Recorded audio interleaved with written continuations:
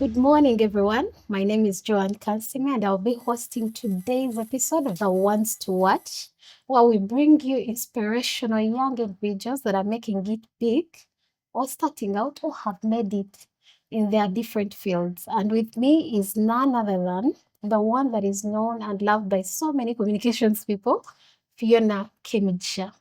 You're welcome, Fiona Kemidja. Thank you. I'm happy to be here. So before we get into it, I didn't even want to introduce you because I don't want to make any mistakes. I don't want to miss out on anything. Please introduce yourself. Gosh, this never goes the way the person interviewing me expects. But my name is Fiona Kemijisha, and I am, gosh, I'm many things. I think at the top of the list is just a child of God. I'm a sister, an auntie, a daughter. I am a lawyer. At least in some part of me is anyway. I'm a businesswoman, and yeah, here we are. That's pretty much it. So the many that know Fiona know her from the digital space as a content creator, as a TEDx speaker, a global moderator, so many inspirational stages that she has been on. And you mentioned in your introduction that you're a lawyer as well. How does that work? Gosh, it's what I studied. That is where my training is in law. I pivoted. I pivoted. It was one of those things that I studied it, but it wasn't what was in there. It just wasn't my thing. So I did it for a little bit, and then I started to explore media because that's a place I've always had space for. Like I was telling you earlier, I've always been on stage. I've always been doing something. Didn't matter if it was singing, dancing, sign me up. Like even if I don't know it, I'll figure it out. But I've always enjoyed being on stage. So that's how law turned into something completely different. I just went out and explored. At the time, blogging was a thing. So I was on WordPress, writing my blogs. Yeah, I was writing about natural hair actually, because I've also always enjoyed hair. So I was just writing stuff about hair. And then that just kind of built up slowly by slowly into all of the things I'm doing now. So yeah. And you really have beautiful hair. So Thank you. Thank you. You too. Thank you. So how did you get into content creation? When did that journey begin? That was, let's see. So after I did my postgrad, because I did my diploma in legal practice at the Kenya School of Law, and then I came back, worked in civil service briefly. Okay, not so briefly. It was like almost 5 years. And then I thought it was brief because it was like the cap I gave myself. When I joined, I was like, it's 5 years for me. Okay. Yeah. Within the first couple of months, I was like, it's going to be about 5 years for me. I had in my mind that I'm not going beyond 5.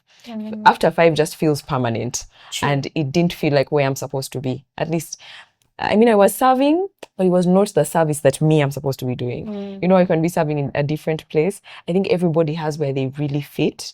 I could tell it wasn't a good fit for me, and I had to figure out what was next.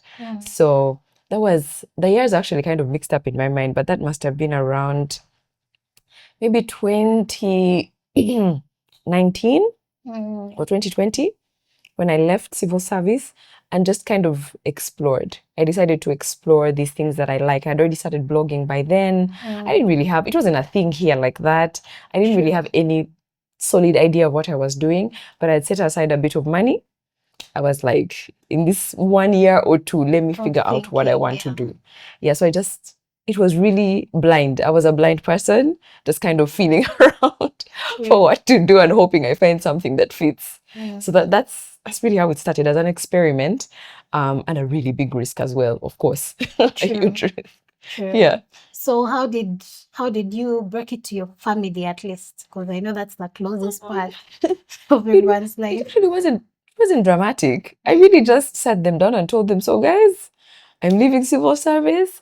I don't completely know what I'm going to do, but I'm going to explore. And of course they were confused, but I mean, I think maybe I'm privileged that by the time I did it, I was already an independent person. Like I was taking care of myself. I was living by myself. So there was only so much they could do other than be like, okay, let's pray that this that you're doing will make sense. They didn't really understand it, but they just were like, okay, it's fine. It's fine. You go and do what you're doing. We're here, and as you figure it out. Yeah. That's actually very good, meaning they were really supportive through it all. I feel like it was one of those things of what can we do? I don't think it's not what they would have chosen. If they were to choose, they would have said, Manchester is Yugoslav what? Permanent pensionable. That's what they would have wanted. But it was one of those things where we are here now, a decision has been made. So what can we do except just let you know that we are here as you figure things out. That's how it was. I think they didn't. I feel like they didn't really have a choice, to be honest. It was one of those things. It's already there. And so what are your choices really? It's done. Like the decision has been made. True. Yeah.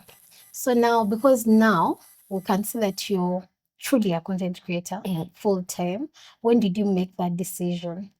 And when did it turn from you vlogging, showing the people about your life, sharing your opinions and your views, for it to become an actual business now?